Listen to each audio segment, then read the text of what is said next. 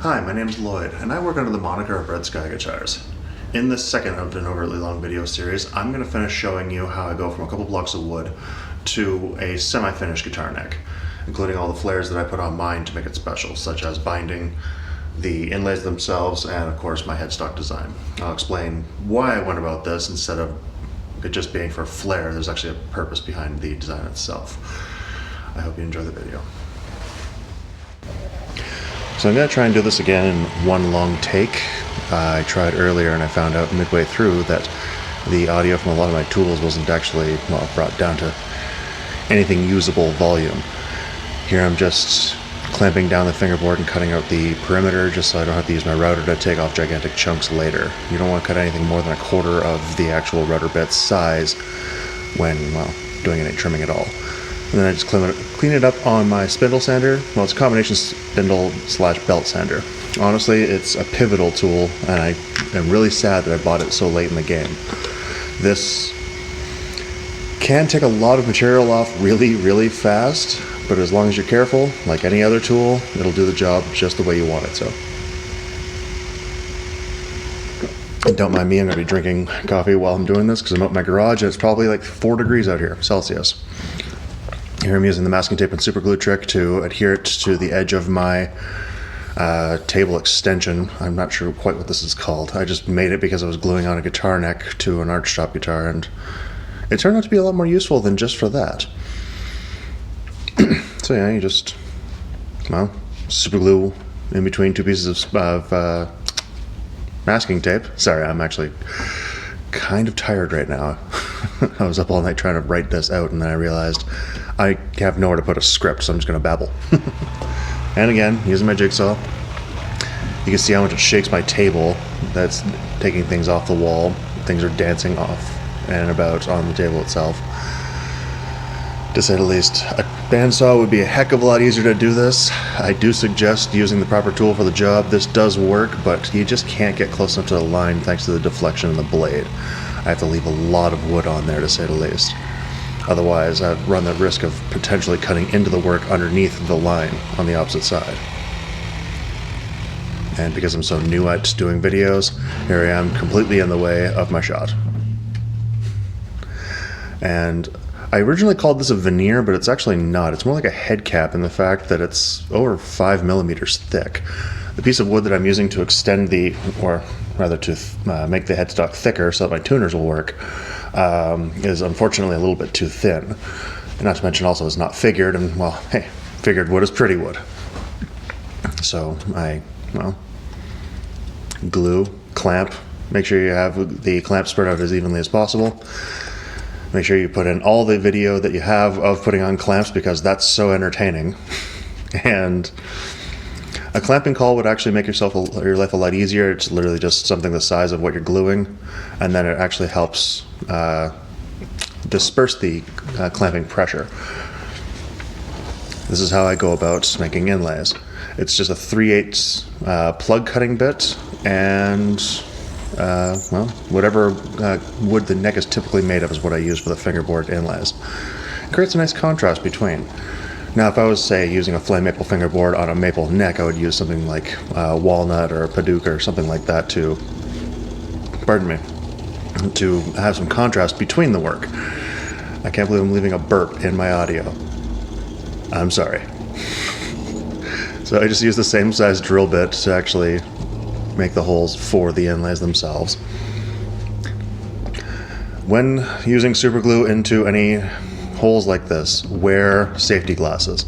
I haven't done this myself. I've seen pictures of people doing it, and I've seen the procedure to get rid of super glue that squirts out of those holes and goes into your eyes. It will squirt out of there. The top of my hammer has a whole bunch of dabs of super glue all over it. All it takes is one misstep and you have to go to the doctor or the hospital to get your eye unglued. Don't screw around, people. You only have one chance at 3D vision here. Then I just use a dovetail saw. A flush cut saw would actually probably work better, but this works just fine. I use that instead of anything else like a chisel because, as you can see right there, I just smacked one off and almost cut it too deep into the fingerboard. Now, it's not bad seeing as I haven't radiused yet, but there's a chance that I would have to go deeper than I want to with the radius, meaning I'd have to possibly cut my fret slots again. And being that I'm going to use wood binding on this, I actually put the binding on prior to radiusing the fingerboard. That way it's one continuous radius across. Also, my binding on this is going to be roughly 3 millimeters on both sides, so I can't just radius glue that on. Well, I could. It's a lot of extra work, and well, you do as much preparation as you can to do the least amount of work. Weirdly enough, you do more work to do less work. Just a jigsaw to cut out the headstock shape. I do love frames per second. It looks like the saw is barely moving at all, the blade, but the actual saw itself is moving around. It's the simple things in life, kids. I just cut off the perimeter with the jigsaw and then clean it up with a router. Now, I only do the outside perimeter for the headstock at first because when I mount my tuners, I do it like a classical style. And the reason why I do that is more function than form. It looks cool, don't get me wrong. I love my headstock design, but the reason behind it was I found, especially when I was using a reverse headstock with the tuners on the bottom, or even a 3-and-3 design, the tuners on the bottom of the headstock, my wrist would kind of, it just didn't want to conform to that. But later on in life, playing classical guitars, the tuners facing back away from the instrument, it was a lot easier on my wrist to tune, especially, well, with a classical guitar, you got so many more revolutions in order to actually tune the dang thing. It's not nearly as fine as, say, an electric guitar where there's a lot more tension on the strings. And I just use I think this is a 10 millimeter, it might be an 11 millimeter. Oh yeah, no, this is the drill bit that it took me forever to find. It's 11 millimeter Forstner bit. try finding an 11 millimeter Forstner bit. It's amazing. But then yes, I drill it out prior to cutting out the inside of the headstock so that I don't blow out inside. And I really need a new drill press. Well, I need to reset this drill press up because it snags too much. It just doesn't have the torque necessary to keep going, in so many words. Of course, clamping work is a lot more safe than what I'm doing, where I'm just kind of holding on and hoping for the best. And then I just drill a couple of pilot holes through the face. That gives me the ability to clean it up later with a jigsaw, and then later the router. Getting ahead of myself. You'll see that in the next few parts of the video.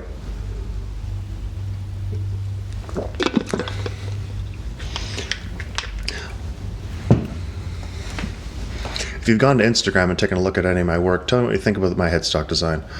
This was something that I came up with first in my my foray into guitar building. I didn't design a body. I pretty much wrote down specs on which I wanted, but the first thing I actually ever drew, and I still actually have the original, is my headstock. There's been no changes to it whatsoever, other than, what's the word I want to use here?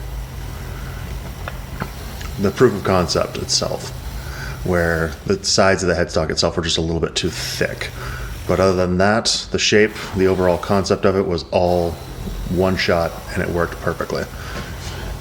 But I want to know whether or not people actually like the design, or if they think it's a little bit passe, or if they just don't like it. I want to know.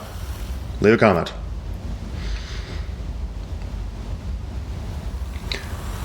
Also, with my headstock design, I have to use 2 separate templates just because having the surface area to route out the center, you can't just use something the size of the headstock itself.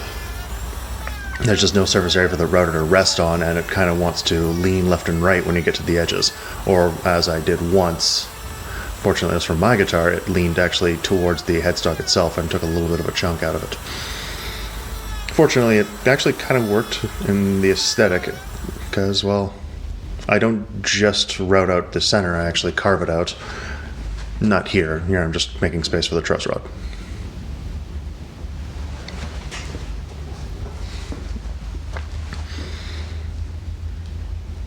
And for some reason I left all this video in. All of it. There's no purpose behind this whatsoever. I should have edited this out. I'm leaving it in. I'm just going to keep babbling. I don't care. Enjoy. Almost there. Just kidding. I'm still seeing that. Oh, possibly another 5 seconds. There we go. Oh, I didn't actually put a transition between those. Here I'm using a 2-inch, I believe, drum for sanding in the transition between the headstock and the neck. Now this is actually the same concept as the headstock dip in the Fender design, where the string or the fingerboard dips down towards the headstock. All that does is give you space for the actual string to go down to the tuners, essentially faking the idea of it being a tilt-back headstock. This, on the other hand, is more of a function in the sense that, well, it needs somewhere to go. The string has to go over this, otherwise I need to pretty much make the guitar all fingerboard, which obviously would be annoying as all out. And here I'm just using a chisel to kind of put a human touch into it. I could just use the 1.5-inch or 2-inch drum and then clean it up with, like, say, a 3-inch. But it would look like that. It would look like I just used power tools to make the shape versus, you know, putting a human touch into it. You can always kind of tell when a guitar's been made on a machine versus had something, dare I say, organic get in the way of it. You can definitely feel the difference between, say, made in Indonesia guitar versus made in a custom shop. You know that a human being has made sure all those curves were exactly right versus it came off a machine, all the tooling marks were sanded off, it was painted black and then put into a box. You know that somebody actually cared about it. We're making guitars here, we're not making tools. You don't really care that your handle on your hammer feels like, oh, a human being made this. But when you're playing an instrument, it's a form of expression. You want to actually feel like something, it can express what you want. Not just make a bunch of notes.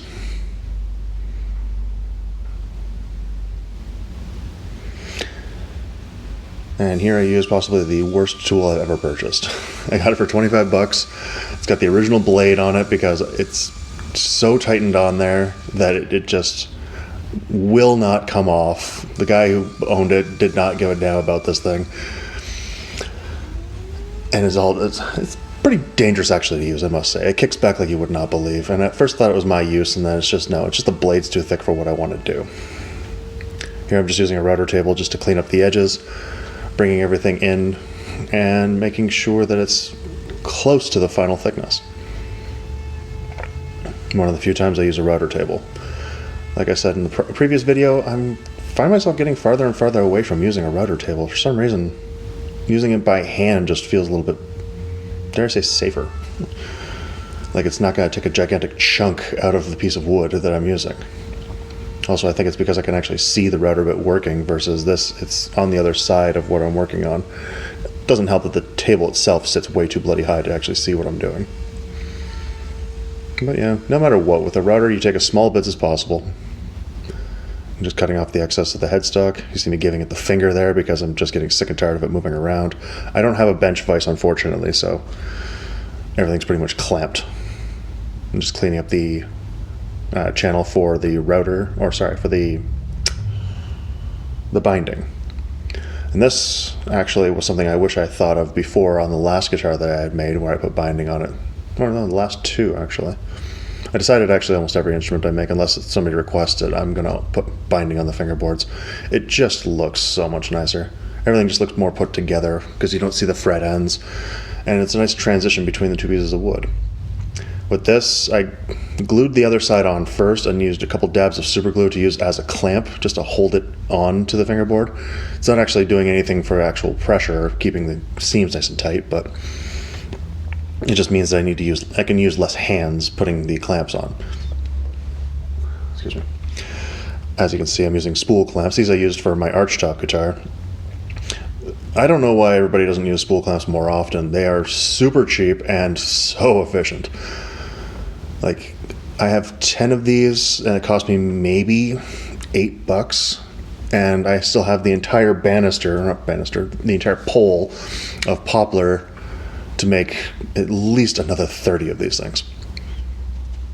And for putting on binding, oh, so much easier.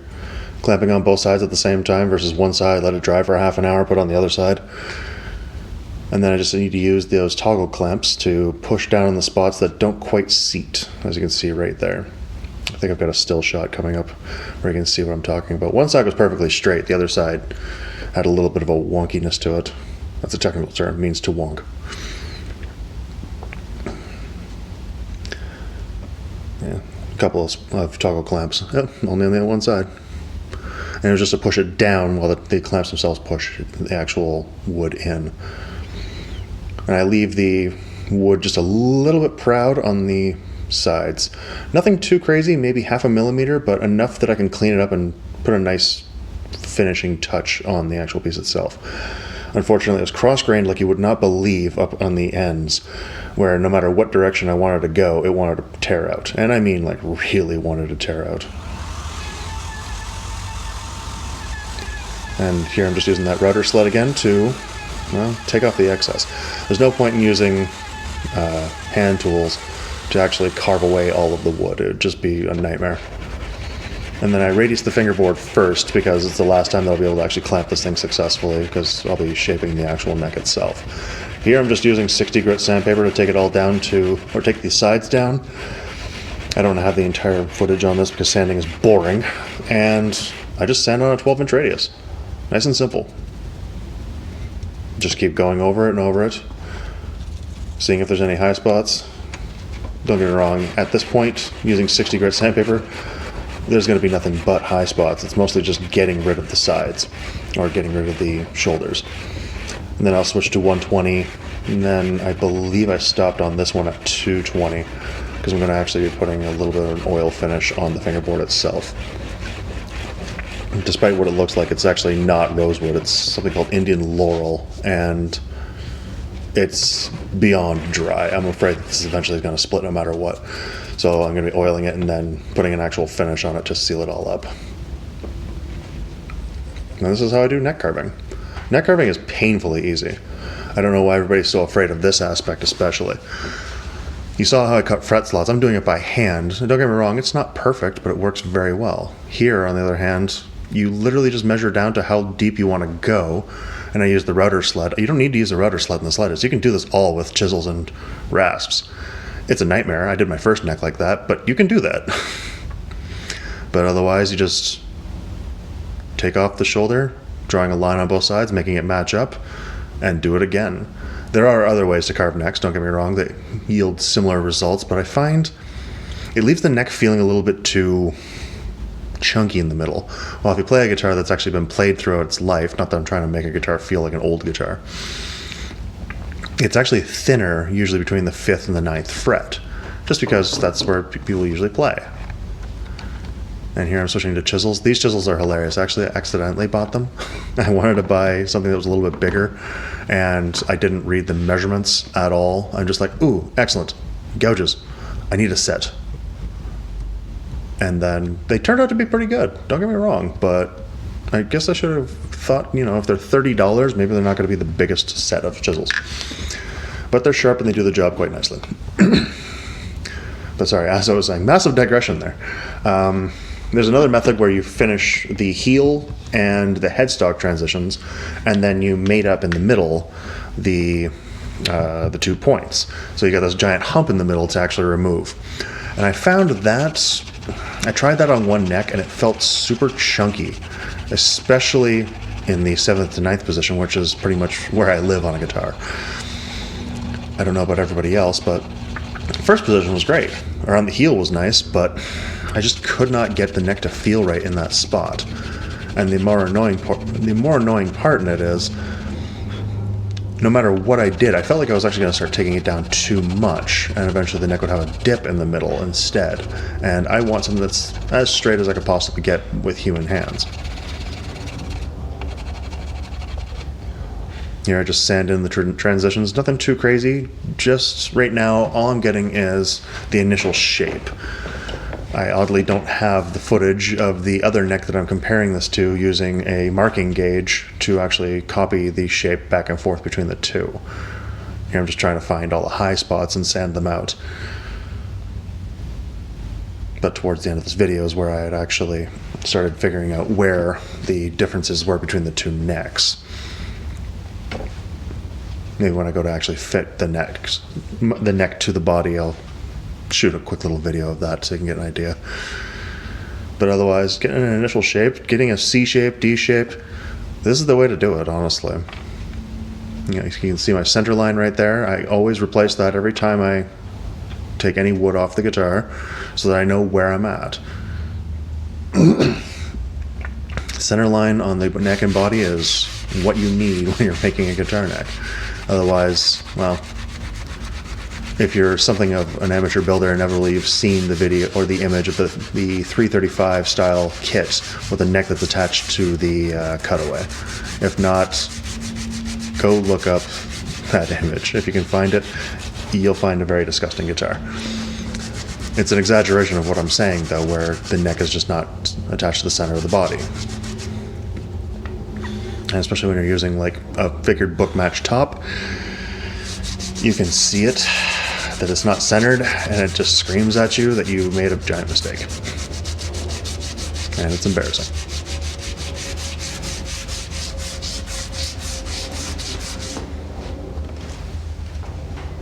And here I'm just feeling out the transitions between the 2 points, seeing if they're actually all nice and level before I actually start the actual shaping. I go for an asymmetrical V profile on my necks now because it just feels better in your hand. This is an annoying shot to make. The camera's on the other side of my stand, and I'm trying to see where my hands are in correlation to the camera, and I have no idea what I'm doing. So I left the footage in so that you can also see that I have no idea what I'm doing, just like in this shot. Here I'm trying to put in the side dots, holding it in place, trying to line it up exactly, figure out where everything's going to be, and then I realize, oh yeah, all of these have to be at the same spot. So therefore, maybe a fence wouldn't be such a bad idea. Fences are actually more pivotal than any other jig, I can honestly say. You're trying to keep everything along the center of an instrument, that's the way to do it. You're just going to frustrate yourself trying to line these spots up. Every single one of them. You got to fidget, fidget, fidget, fidget, fidget. There's 10 dots you're going to try and keep center. Not going to happen. Even if they're all a little off center, they're all in center with themselves. So it doesn't look nearly as bad as if they were walking back and forth a little bit off the center line. I believe you can see it a little bit in the light. Again, safety glasses, because I'm putting in side dots. These I just use regular plastic. I tried using wood and whatnot, but it's just too bloody small. You can't really tell the difference between it anyway. I've been playing a little bit with different materials, but in all honesty, it's a non-issue. I do hope you enjoyed these videos and possibly have learned something from it.